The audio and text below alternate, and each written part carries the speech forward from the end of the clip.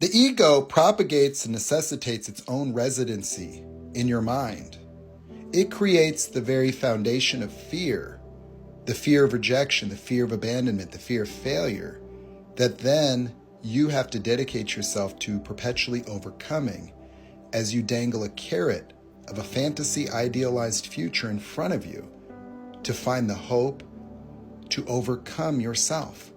But you see, you need that fantasy future, because if you were to account for who you're being today and the probable and predictable outcome, you would become depressed. And so you need to believe in yourself. You need to power through. You need to set goals. You need to achieve. You need to heal. But you see, you're trying to heal from the entitlement of brokenness. The reason why human beings are entitled to brokenness is because the victimization is something that empowers their aversion. You see, you don't want to fail. You don't want rejection. And so you procrastinate, you avoid. And to justify that, you entitle yourself to preserve your victimhood to your own deficiencies. That's the road of blasphemy.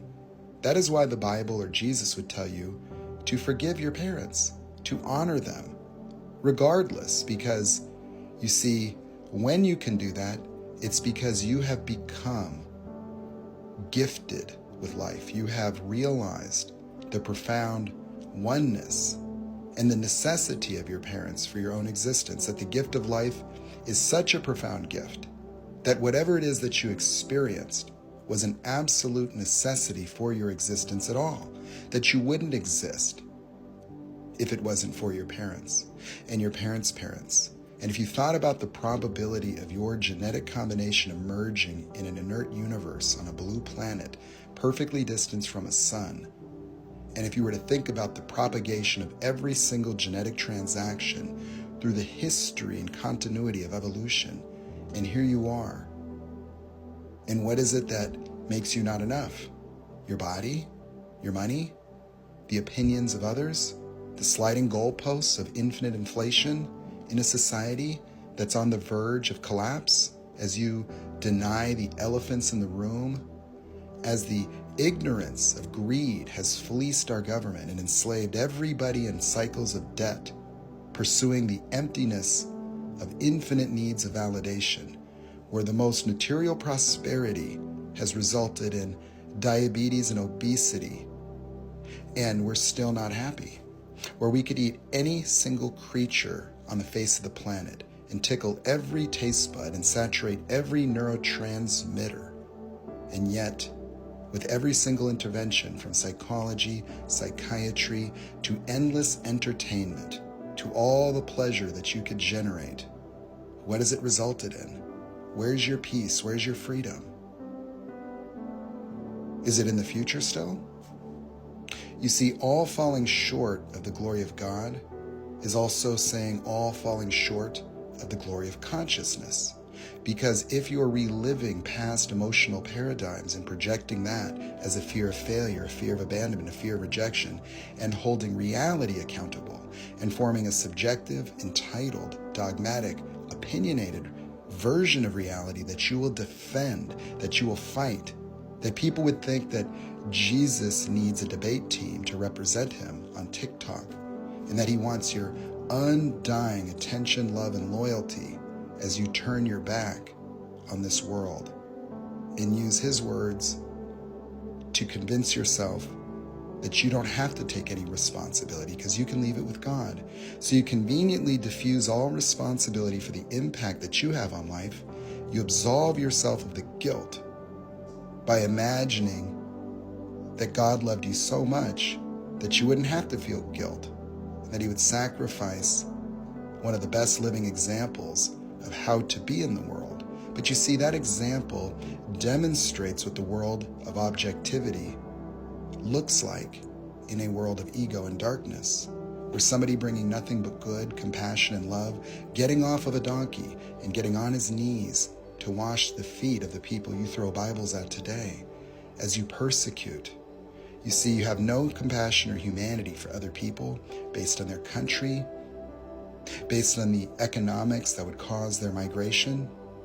And rather than wanting to give them food, medical care, and shelter when they represent the ethnicity of the people cleansed off the continent, in the name of God, of course, demonized as heathens.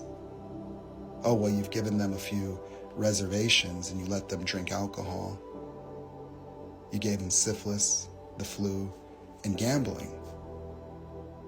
And we say one nation under God, where we've unalived at least 5 times as many people that have been unalived within our boundaries as innocent civilians to casualties of our interventions in bringing peace to the world. And so, as we look at this continent, this great country called America, conceived as a melting pot, you can't help but look at the irony of people that claim to be followers. Well, they're not following the footsteps. That's clear. They're not loving their neighbor as thyself, and they can't even get along on Thanksgiving. They're not seeing God in the eyes of the children in cages, and they're calling people collateral damage. And they're entitling themselves to interpret based on whatever they want to believe, where the entitlement to beliefs is the antithesis of faith. And the teachers all have been eliminated, and the messages have been mutilated into dogma, into the very evil, into the sociopathic God that would burn his own children at the stake, failing to see that hell, the devil, created by God, is a profound metaphor of ego, where consciousness within the child you were gave birth to the serpent of your mind, the voice in your head, the architect of your experience of hell, where the metaphor of the Tower of Babel speaks to the individual aspirations towards the happiness, towards the peace of mind that the ego steals by giving you anxiety, confusion, giving you the feeling of aloneness, giving you the blasphemy of your entitled righteous brokenness and projected victimhood as you villainize your parents who villainize their parents. And so as you claim victimhood, as you strawman, as you project, as you think that the only way to peace is through the indoctrination and conversion so that you can get more group thinkers to reaffirm your entitled, childlike Dr. Seuss interpretations of the teachings that should have been part of the mastery.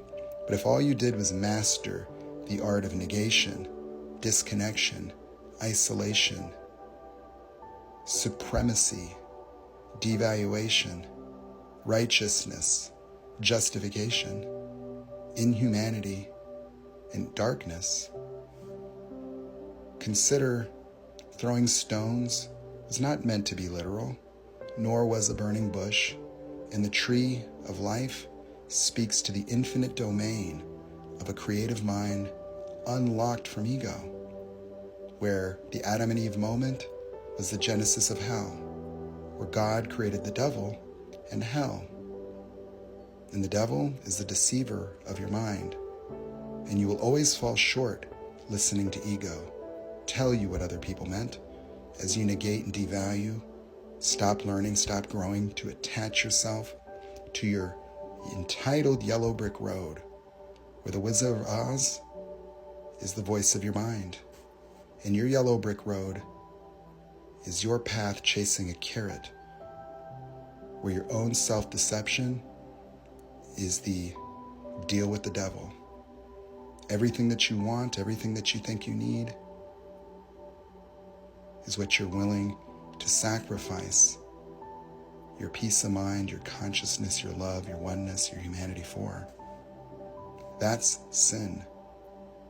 Ego is the architect of hell, and sin is your entitlement to define reality and not observe reality.